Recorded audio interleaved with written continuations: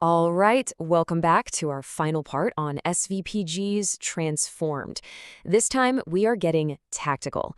This is the playbook for you. Yeah, you, the product manager, the designer, the tech lead. This is how you can actually start driving change, especially when you smack right into that wall of resistance you know is coming. So let's just get right into it, because if you're trying to move your company to a real product model, I'm willing to bet you have felt this. That initial excitement starts to fizzle out, and suddenly you're up against this wall of skepticism and inertia and sometimes just straight up pushback. This is the make or break moment. So, what's the play? First things first, and this is so important, you've got to reframe how you see this. Hitting the wall doesn't mean you failed. Not at all. In fact, it's a sign that the change you're pushing for is big enough for people to actually feel it. And believe it or not, that's progress. Look, people resist for really human reasons. Some folks are just protecting their turf, right? Their budget, their role, and the way things are now. And for a lot of others, it's just comfort. The old way might be broken, but at least they know it. Your new, amazing way of working, that's the scary unknown. So what do?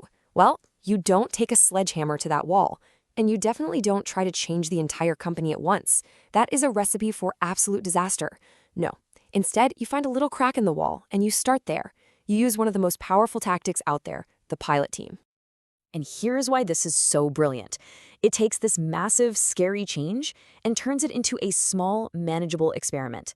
You find a team that's actually excited about this. You give them a real customer problem to sink their teeth into, not just a future list. You give them the support they need, and then, this is key, you shout their successes from the rooftops. You have to show everyone what's possible, not just tell them. And that's the magic right there. A pilot team transforms this theoretical debate into cold, hard proof. If they knock it out of the park, you've got an amazing story, a real internal case study with real results. And if they stumble, well, you've contained the blast radius to just one team, you've learned a ton, and you can tweak your approach. It's a low-risk, high-reward strategy. Okay, so you've got your pilot team up and running. Now get ready for the next level. You have to navigate what I like to call the gauntlet. This series of super common, super predictable objections you are going to hear from all corners of the business.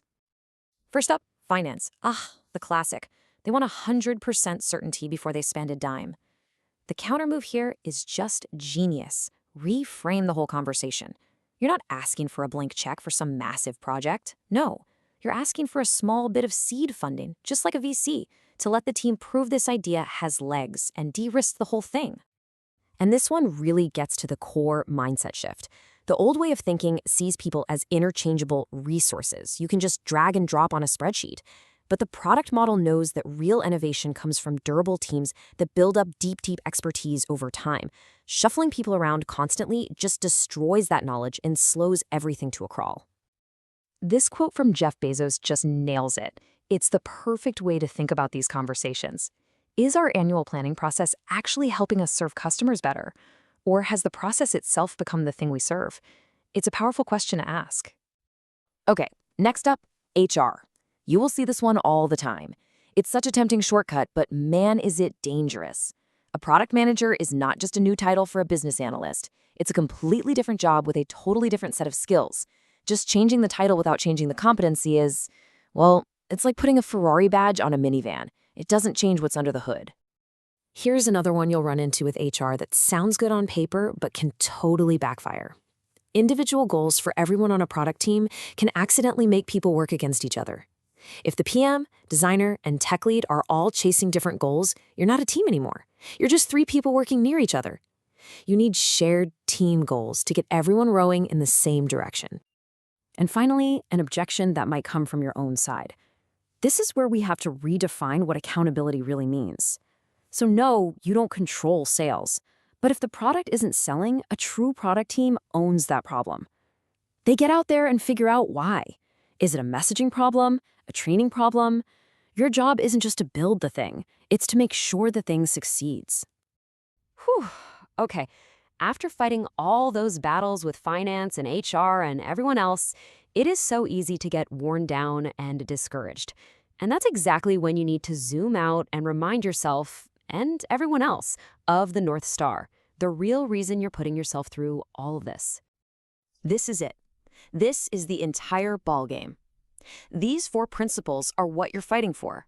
You're trying to move from a world of rigid process and control to a world of trust and guiding principles. You're trying to shift the focus from punishing failure to embracing learning, and from predictable output to actual game-changing innovation. I mean, this quote just says it all, doesn't it? If your entire organization is built for 100% predictability, all the funding, all the reviews, all the processes, then by definition, there is zero room for the messy, uncertain work of innovation. You can have one or the other, but you just can't have both.